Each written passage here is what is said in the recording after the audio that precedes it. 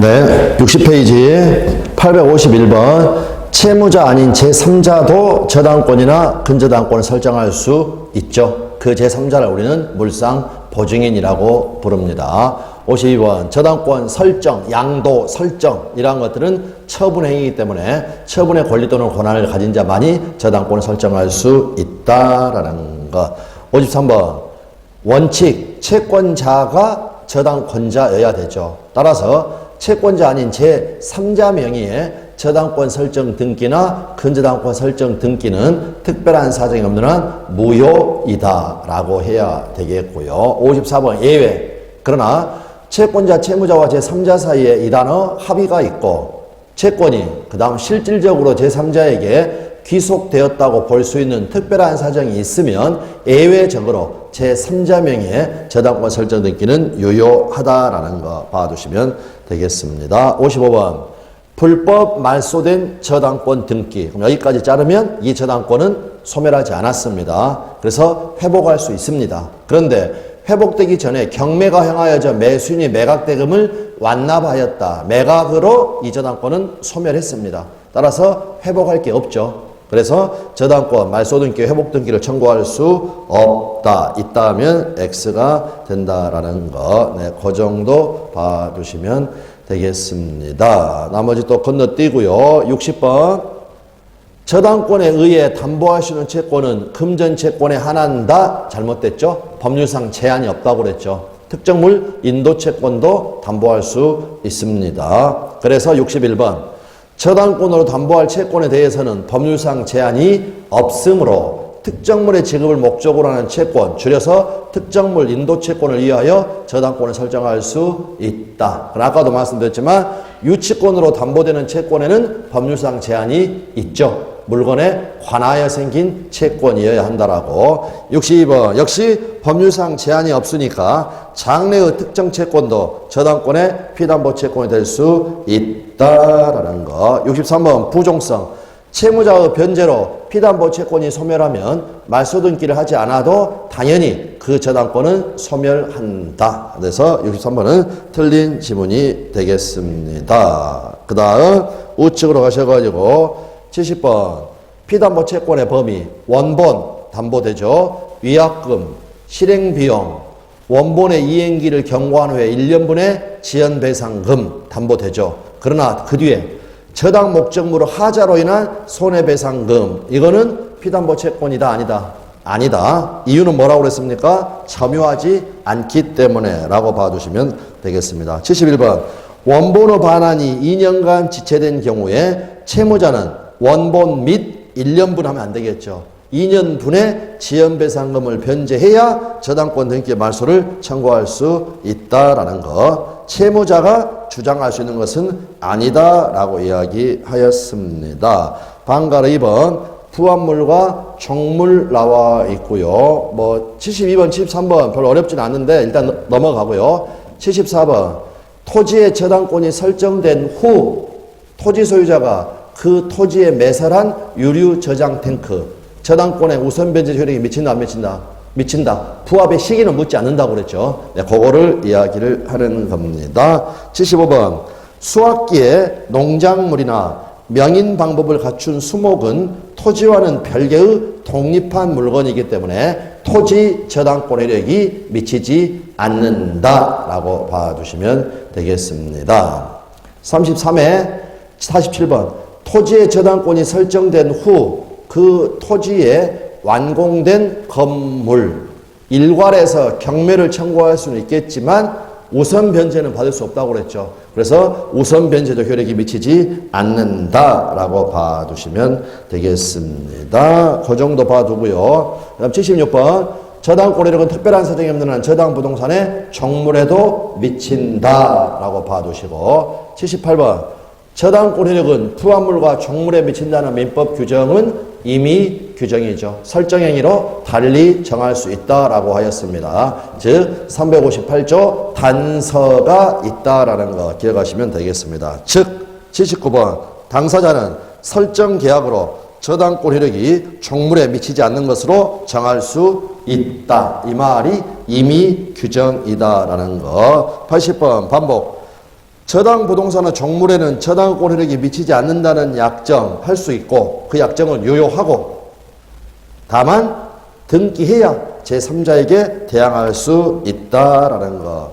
81번 건물 저당권 효력은 특별한 사정이 없는 한 그 건물의 소유를 목적으로 한 토지 이용권 가령 지상권이나 토지 임차권에도 미친다라는 거 봐두시면 됩니다.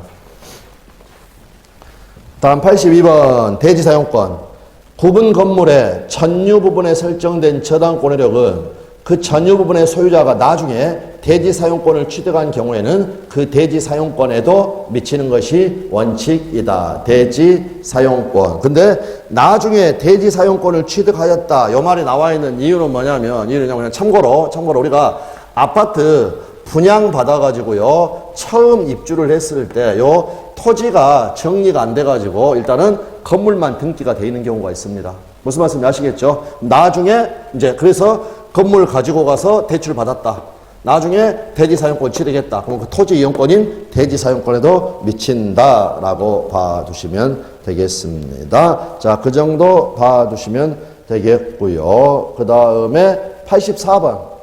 전세권을 저당권의 목적으로 한 경우에 저당권자에게 물상대위권이 인정된다 안 된다?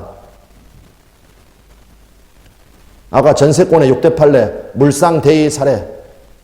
존속기간 만료되면 전세금 반환 채권이 발생하고 전세금 반환 채권에 대해서 물상대위할 수 있다고 그랬죠. 그래서 물상대위권이 인정되지 않는다라고 했으니까 틀린 지문이 됩니다. 85번 저당권자는 목적물의 소실로 인하여 설정자가 취득한 화재보험금 처권에 대하여 물상대위권을 행사할 수 있다. 86번 저당권이 설정된 토지가 공익사업을 위한 토지 등의 취득 및 보상에 관한 법률에 따라 협의 취득되었다. 이거는 공용징수가 아니라 매매죠.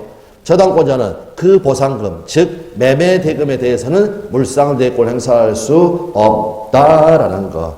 87번 미리 압류해야 됩니다. 따라서 저당권 설정자에게 대의할 물건이 인도된 후에 저당권자가 그 물건을 압류하였다. 그때는 물상대위권 행사할 수 없다. 판례이기도 하고 기출이기도 합니다.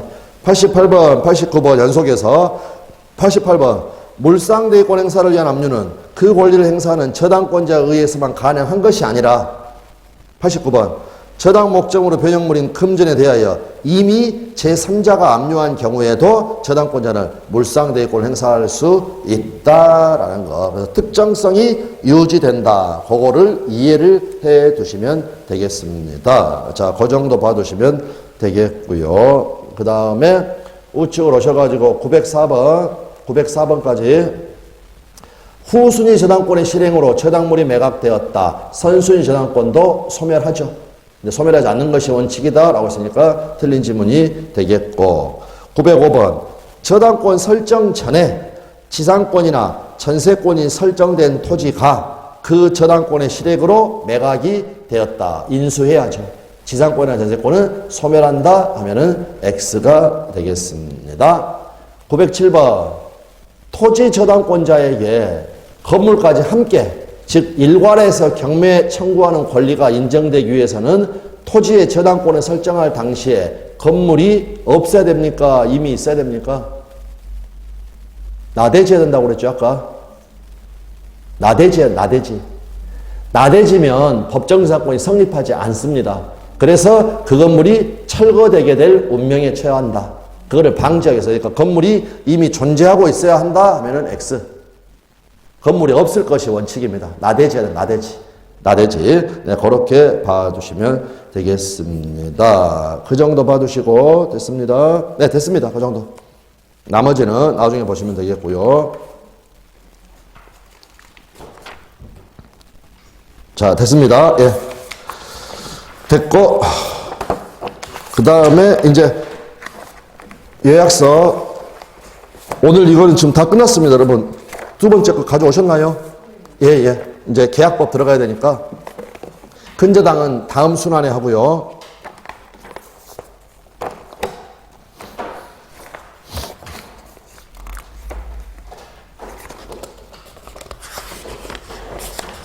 네, 136페이지 펼치시면 이제 계약법 나와 있습니다. 자, 그런데 미리 지금 이제 말씀드릴게. 3월에 가면 구주가 나옵니다. 구주가. 그래서 이제 어떻게 수업을 진행을 할 거냐면 우리가 그 계약법 강론을 공부하고 나면 특별법이 있습니다. 특별법.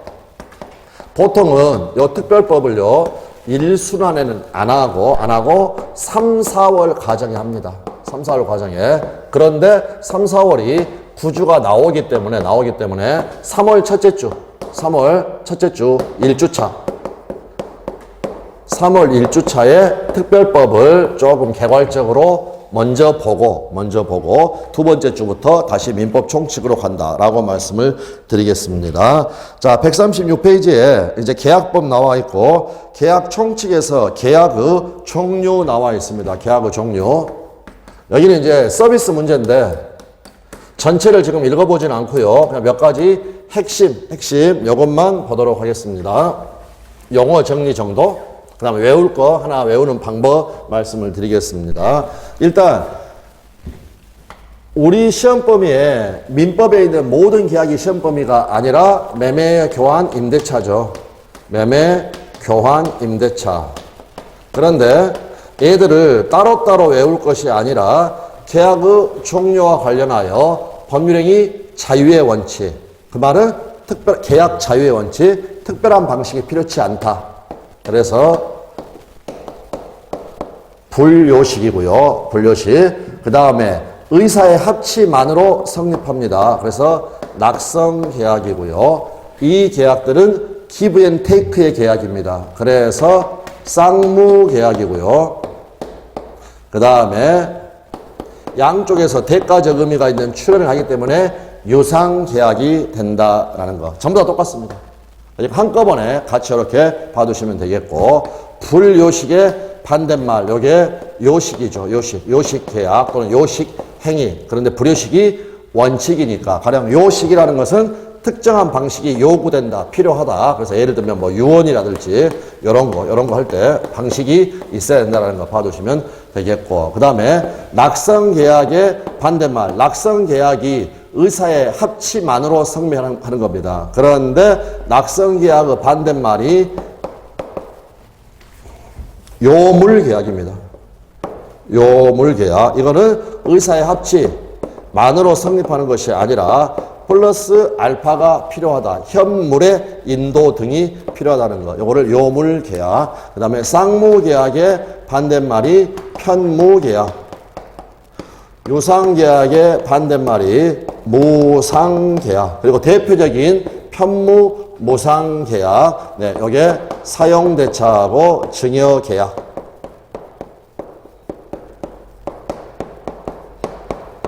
요거를 이야기를 한다. 자, 그 다음에 우리 시험 범위는 아닌데 몇 번 출제가 된 계약이 있습니다. 그래서 이거는 이렇게 하겠습니다. 외웁니다. 요물스러운 현상 광고야. 불안에 떨지 말고 돈 내고 편하게 묵어라. 편히 무라. 자, 그래서 현상 광고 계약이라는 게 있다. 현상 광고 계약. 뭐 예를 들어서 제가 잃어버린 뭐 강아지가 있다. 찾아주시면 후수하겠습니다. 범인 체포하게 되면 현상금 주겠습니다. 뭐 예를 들어서 지금도 있는가 모르겠지만은요. 예전 같은 경우에는 그 신문사에 매년 그 뭐라고 그랬죠? 갑자기 생각이 안 나네. 신춘문예. 그런 거 당선되게 되면 1등한테 돈 주고 하죠. 이런 경우를 전부 다 현상 광고 계약이라는 겁니다. 그런데 현상 광고 계약 같은 경우에는요, 제 강아지 찾아주시면 제가 뭐 1,000,000원 드리겠습니다. 너무 소중한 아이니까. 그랬을 때 제가 찾아드리겠습니다. 이걸로 성립하는 게 아닙니다. 그거는 무슨 계약이냐? 요물 계약입니다. 요물 계약. 강아지를 딱 찾아와야 성립한다라는 거. 그래서 요물 계약이라는 것 알 수가 있고, 돈 내고라는 말이니까 무슨 계약이란 말입니까? 요상 계약이고, 편무 계약이라는 거. 외우는 겁니다. 요물스러운 현상 광고야. 돈 내고 편히 무라. 그 다음에 요 그림 하나를 기억하는 겁니다. 요상 계약에는 쌍무계약이 있고요. 쌍무계약 플러스 현상광고계약이 있습니다. 그런데 현상광고계약은 쌍무입니까? 편무입니까? 편무죠. 편무. 그러니까 어떤 이야기가 나오느냐? 여기 쌍무계약은 모두 다 유상계약이다 하면은 맞는 지문입니다. 그런데 유상계약은 민법상 유상계약은 모두 다 쌍무계약이다 하면은 틀린 지문. 누구 때문에? 요물스러운 현상광고 때문에. 그렇게 해서 외워주시면 되겠습니다. 여기를 전체를 읽어보는 건 나중에 하도록 하겠습니다. 나중에 한다. 이거 외우실 수 있겠죠? 요물스러운 현상광고야 돈 내고 편히 물어. 그래서 요물계약이다. 그 다음에 돈 내고 유상계약이다. 편히 물어 편무계약이다. 그리고 요 그림 하나 외워두시면 됩니다. 그럴 때 요물계약은 결국에는 두 가지 외우면 되겠습니다. 방금 나왔던 현상광고계약, 그 다음에 시험에 제일 많이 나온 것, 기본 중에 기본인데 매매에서 공부하는 계약금 계약. 그래서 애들은 요물 계약이다라고 봐주시면 됩니다. 그래서 거기 136페이지에, 죄송합니다. 136페이지에 방가로 3번 낙선 계약, 요물 계약 나와 있고, 거기 요물 계약, 그거는 제일 중요한 거죠. 단순 암기긴 하지만 계약금 계약, 현상 광고 계약 이런 것들의 대표적인 요물 계약이다라고 봐두시면 되겠습니다. 넘어가셔가지고요. 계약의 성립. 계약의 성립에는 매년 한 문제씩 출제가 됩니다. 매년. 근데 난이도 자체는 그렇게 어렵지는 않습니다. 그래서 일단은 그림으로 간단한 설명 드리고 그다음 보도록 하겠습니다. 우리가 이제 갑하고라고 매매계약했다라는 이야기를 많이 했는데,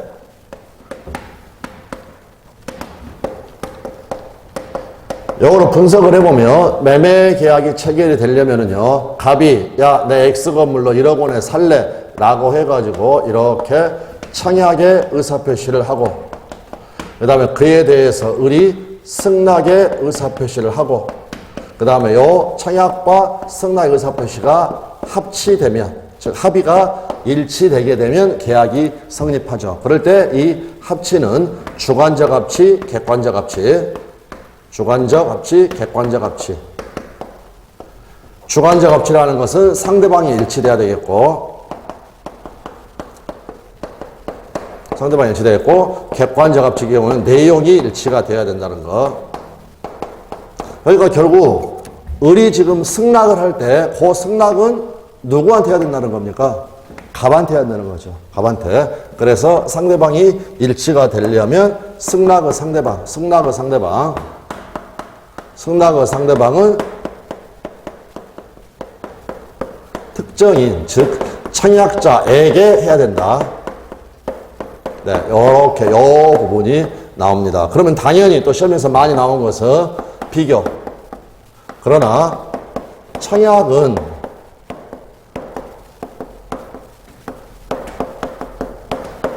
불특정 다수인한테 할 수도 있다라는 것. 그래서 그 불특정 다수인한테도 할 수 있다. 청약은 그 예로서 학자들이 자주 드는 것은 자동 판매기 설치. 자판기. 자동 판매기가 있고 우리가 앞으로 왔다 갔다 하면 계속 청약하고 있는 겁니다. 물건 사라고. 네, 그래서 이 부분이 시험에 일단 기본적으로 자주 물어보는 부분이고요. 그 다음에 이 청약은 언제 효력이 발생하겠습니까? 도달주의. 상대방에 있는 의사표시는 도달주의. 네, 이렇게 되어 있다라는 겁니다. 그래서 도달해야 효력이 발생을 한다. 이 부분이 시험에서 자주 물어보는 거고요. 그 다음 승낙은 언제 효력이 발생을 하는가. 여기는 학설 대립이 있습니다. 도달주의, 그 다음에 발신주의 해가지고 학설에 다툼이 있다. 그러면 결국에는 요거는 승낙이 언제 효력이 발생하는가는 학설의 다툼이 있으니까 시험에 못 나옵니다. 우리는 굳이 요거를 따로따로 이거는 도달주의, 요거는 발신주의 할 필요가 없이 그냥 둘 다 도달주의로 생각을 하시면 됩니다. 그런데 한 가지 이제 주의하실 것은 좀 이따 조문에서 확인하겠지만 격지자가 하는 계약의 성립 시기. 여기는 방금 제가 말씀드렸던 것은 청약이나 승낙의 효력 발생 시기를 이야기하는 거고, 발생 시기. 그런데 이 격지자가 하는 계약의 성립 시기. 성립 시기. 요거는 다르다라는 거. 이거는 승낙의 통지를 발송한 때입니다.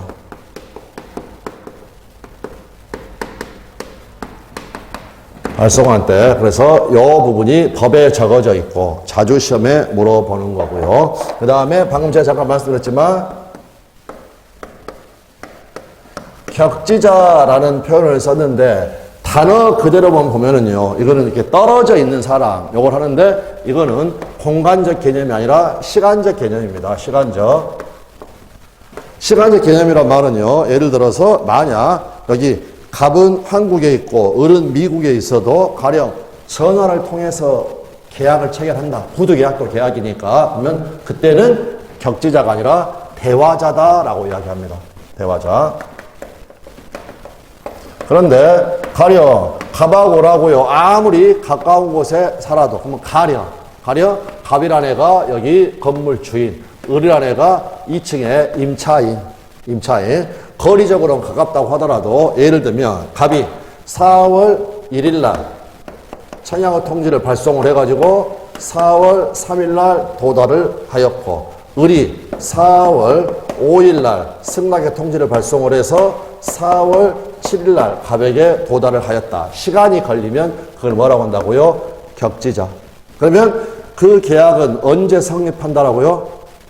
성립 시기, 승낙의 통지를 발송한 때. 법에 적어졌습니다. 4월 5일자로. 그래서 이 부분을 시험에서도 자주 물어봅니다. 그 다음, 청약과 구별해야 될 게 청약의 요인이라는 게 있습니다. 청약하라고 꼬시는 거죠. 그래서 예를 들어서 아파트 뭐 분양 광고라든지 원칙적으로 이런 것들, 뭐 분양 광고라든지 뭐 견적서 제출 이런 거, 그 다음에 또 내용이 제시되지 않은 광고,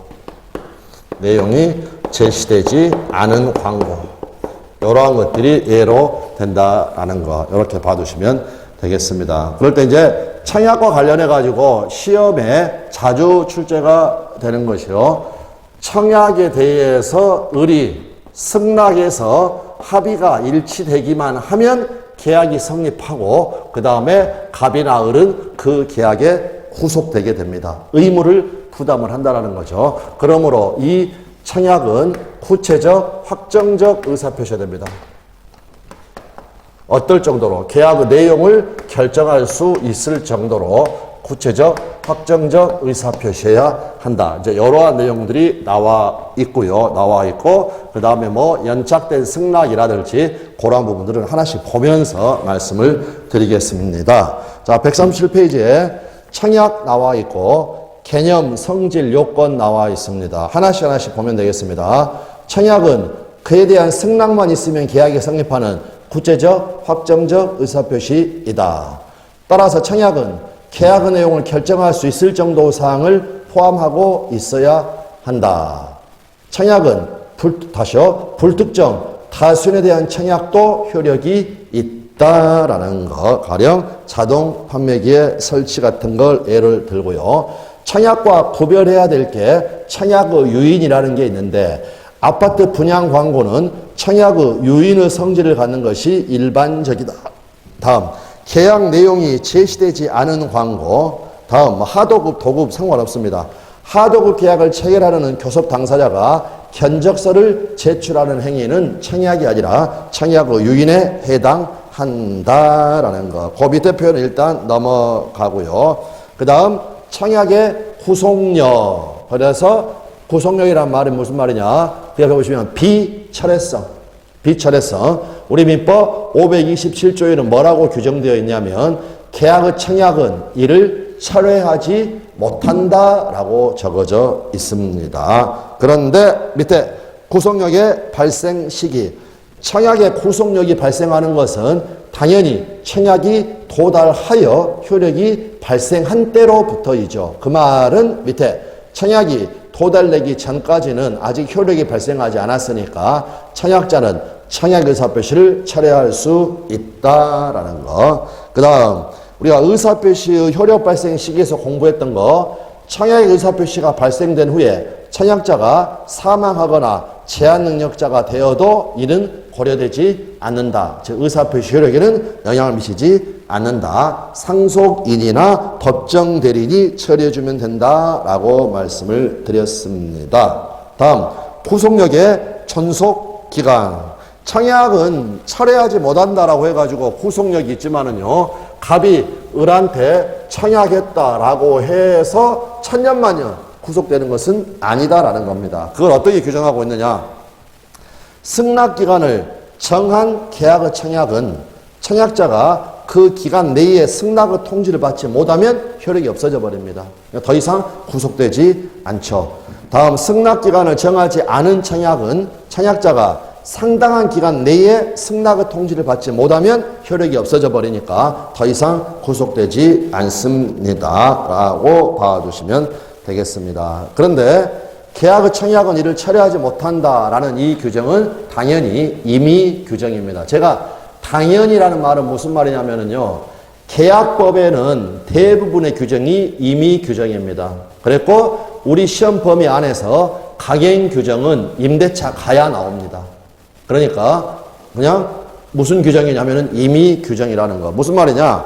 청약자가 청약을 하면서 처음부터 내가 이 청약을 당신에게 하지만 철회할 수도 있습니다.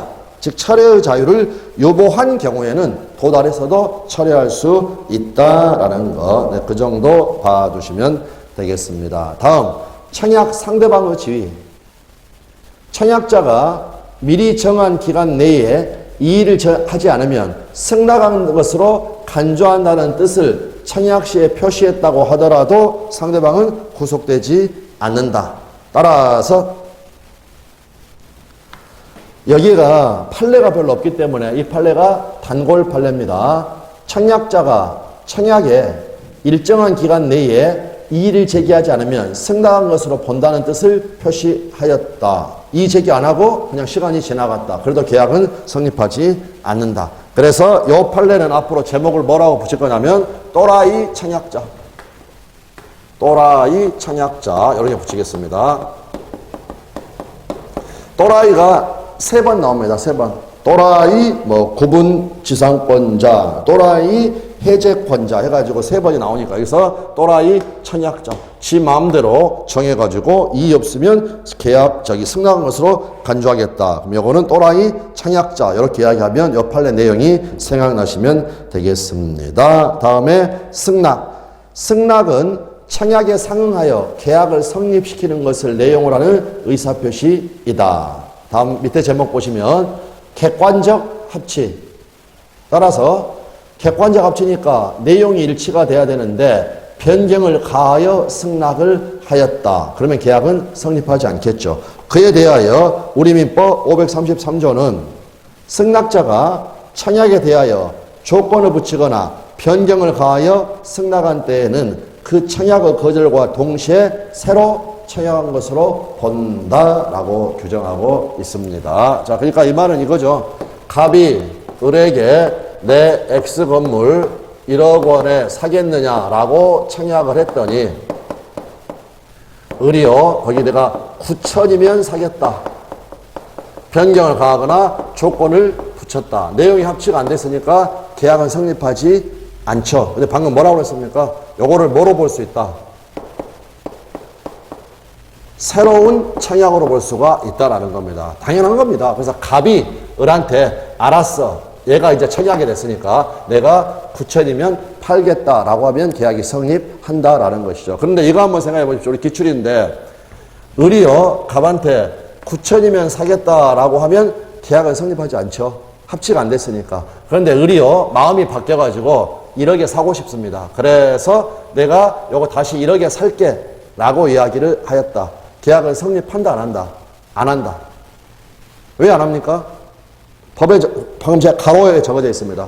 다시 한번 승낙자가 청약에 대하여 조건을 붙이거나 변경을 가하여 승낙한 때에는 그 청약의 거절과 동시에 새로 청약한 것으로 본다. 가로가 팔렸는데 뭐라고 적어져 있냐면 거절당한 원래의 청약은 실효된다. 그래서 요 1억짜리가 그대로 남아있는 게 아니라 거절당해가지고 효력이 없어져 버렸기 때문에 나중에 마음을 바꿔서 다시 1억에 사겠다라고 해봐야 이미 청약이 없습니다. 계약은 성립한다 안 한다? 성립하지 않는다라는 거 그렇게 봐두시면 되겠습니다. 그게 이제 조건을 붙이거나 변경을 가한 승낙이 되겠고요. 그 다음에 여기 갑이 노트북을 소유를 하고 있고요. 자, 친구가 있고, 자, 내 노트북, 이제 평소에 애가 새 노트북을 장만하려고 하고 있고, 을이 관심이 있어가지고요. 내 노트북 100만 원에 사겠느냐라고 해가지고, 을한테 4월 1일 날 청약을 발송을 해가지고, 4월 3일 날 을한테 도달을 했습니다. 그런데 마침 을도 요거 갑의 청약에 도달하기 전에 4월 2일 날 갑아 내 그 노트북 나한테 100만 원에 팔지 않을래 라고 해가지고 해서 4월 4일 날 갑에게 도달하였다. 무슨 말씀인지 아시겠죠? 그러니까 갑이 한 것도 청약입니다. 요 청약이 도달하기 전에 을도 뭘 했느냐? 청약을 하였다라는 거. 그러니까 원칙적으로 청약에 대해서 승낙을 해가지고 합치가 됨으로써 계약이 성립하는데 여기는 지금 청약이라는 겁니다. 이걸 뭐라고 그러냐? 교차청약. 그런데 이 교차청약의 경우에는 아까 말했던 내용의 합치, 즉 주관적 합치, 객관적 합치, 요 실질이 다 갖춰졌다라는 겁니다. 그래서 교차청약의 핵심 키워드는 동일 내용, 상호교차.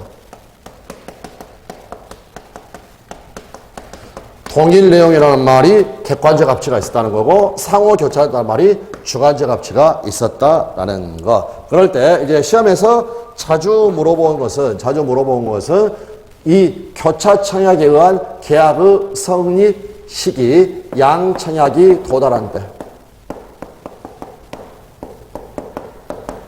양청약이 도달한 때. 이걸 아주 시험에서 자주 물어봤고요. 그 다음에 이처럼 동시에 도달하는 경우가 오히려 드물 겁니다. 그러면 똑같은 말이 무슨 말이냐?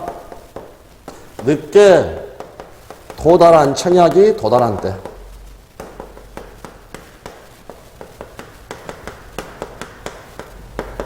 늦게 도달한 청약이 도달한 때. 그럼 여기서 날짜는 얼마가 되겠습니까?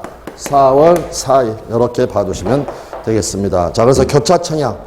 당사자 간에 동일한 내용의 청약이 상호 교차된 경우에는 양청약이 상대방에게 일단 가로는 건너뛰고요. 도달한 때에 계약이 성립한다라는 거. 가로에 보시면 동시도달이 아닌 경우에는 늦게 도달한 청약이 도달한 때 계약이 성립한다.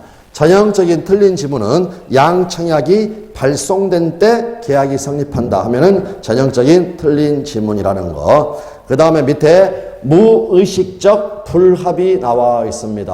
홍콩 유학생, 미국 유학생. 생각나시나요? 갑이 을에게 여기는 100만 원이었지만 100달러에 내 노트북 사겠느냐? 을이 오케이, 내가 100달러에 사겠다. 그런데 갑은 미국 달러로, 을은 홍콩 달러로. 이거를 뭐라고 한다고요? 그 제목처럼 무의식적 불합의. 그래서 계약의 본질적 내용에 대하여 무의식적 불합의가 있다. 이때는 계약은 불성립입니다. 불성립이니까 1단계가 통과되지 않았습니다. 1단계가 통과되지 않았으니까 2단계의 무효나 취소 문제는 발생한다 안 한다? 발생하지 않는다라는 거.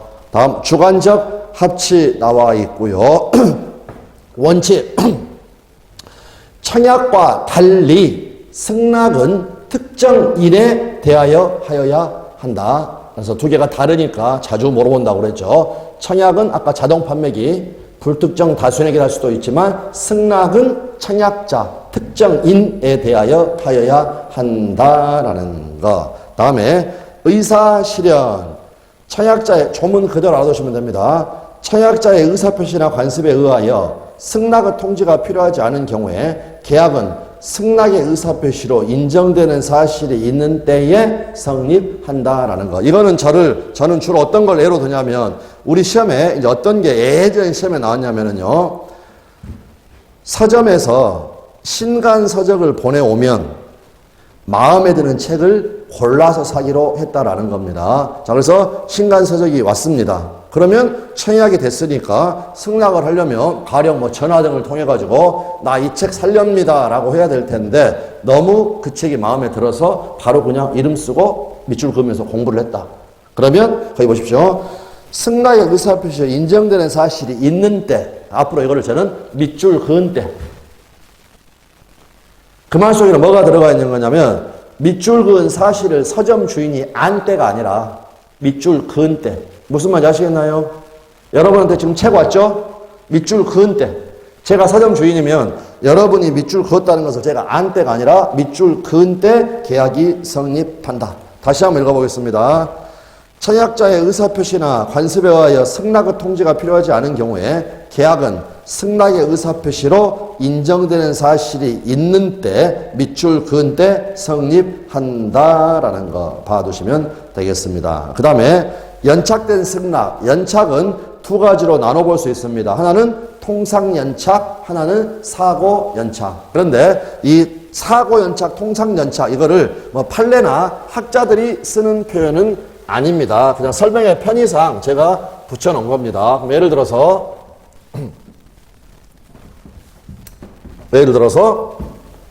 갑이 을한테 4월 1일 날 청약을 해가지고 가령 4월 4일 날 을한테 도달을 했습니다. 그 다음에 승낙 기간은 이거를 4월 20일로 정했다라는 겁니다. 그러면 을은요, 이 승낙 기간 내까지 갑에게 승낙을 도달시켜야 된다라는 것. 그런데 1억 원에 살까 말까 고민을 너무 많이 하다가 가령 4월 18일 날 승낙의 통지를 발송을 해가지고 4월 21일 날 도달하게 되었다. 이런 것을 우리가 연착된 승낙. 네, 이런 식으로 이야기를 한다라는 거. 네, 그렇게 봐두시면, 날짜는 중요한 건 아니니까. 이것은 통상연착입니다. 통상연착. 그런데 사고연착은 뭐냐면요. 자, 갑에게 청약 의사표시를 받은 을이 요 건물이 1억 원에 사면 너무 좋겠다라는 마음에 들어가지고 4월 5일 날 승낙의 통지를 발송을 했는데 거기에 가령 4월 21일 날 도달을 하였다. 날짜 차이가 너무 많죠. 이걸 제가 뭐라고 하느냐? 사고연착. 예를 들어서 우체국의 잘못으로, 또 우리 시험에서는 나중에 갑이 을한테서 온 이 연착된 승낙 통지서를 봤더니 우체국의 소인이 4월 5일자로 지켰다라든지, 이때에는 일찌감치 승낙의 통지를 발송한 을은요, 당연히 4월 20일 안으로 지 승낙에 도달해가지고 계약이 성립할 것으로 믿고 있을 겁니다. 경우에 따라서는 대출을 알아볼 수도 있겠죠. 그래서 이 경우에는 일정한 조치를 취해줘야 됩니다. 연착됐다. 이런 걸 알려준다라든지, 연착되기 전에 미리 지연의 통지를 했다. 알려준 거죠. 그때는 연착 통지를 또 할 필요는 없습니다. 그런데 이 일정한 조치를 취하지 않으면 어떻게 되느냐? 불연착으로 간주됩니다. 그러므로 계약은 성립한다라는 거죠. 성립한다라는 거. 자, 그러면 이 경우에 이렇게 사고가 났는데 갑이란 애가 일정한 조치를 취하지 않았습니다. 그러면 계약은 언제 성립하겠습니까? 격기자 간의 계약은 승낙 통지를 발송한 때, 그래서 4월 5일자로 계약이 성립하게 된다라는 거 봐두시면 됩니다. 자, 그래서 통상 연착의 경우에는 연착된 승낙은 청약자가 이를 새 청약으로 볼 수 있습니다. 그래서 거기에다가 승낙함으로써 계약을 성립할 수 있습니다. 다음 사고 연착. 승낙이 연착되었으나 통상은 승낙기간 내에 도달할 수 있는 시기에 발송된 경우, 바로 우리 시험에 예로 든 거죠. 가령 편지에 찍힌 우체국의 소인 등으로 이와 같은 사정을 알 수 있는 경우 청약자는 지체 없이 상대방에게 그 연착의 통지를 하여야 한다. 이미 시연의 통지를 발송한 경우에는 다시 연착 통지를 할 필요는 없다. 다음이 중요하죠. 청약자가 연착의 통지를 하지 않으면 승낙의 의사표시가 불연착 간주, 연착되지 아니한 것으로 간주하여 계약이 성립하게 된다. 밑에 조문은 필수 암기 조문입니다. 531조. 격지자 간의 계약의 성립 시기. 격지자 간의 계약은 승낙의 통지를 발송한 때에 뭐 한다고요? 뒤에 단어 성립한다. 아까 제가 말씀드렸던 건 청약이나 승낙의 효력 발생 시기를 이야기하는 거고, 여기에 적어져 있는 것은 각각 의사표시에 1층 법률 사실의 효력 발생 시기가 아니라 2층 매매 계약의 성립 시기를 규정하고 있다라는 거, 그걸 의식을 해 주시면 되겠습니다. 자, 넘어가셔가지고요. 139페이지에 가시게, 잠깐 쉬셨다가 139페이지 계약 체결상의 과실 책임, 여기부터 보도록 하겠습니다.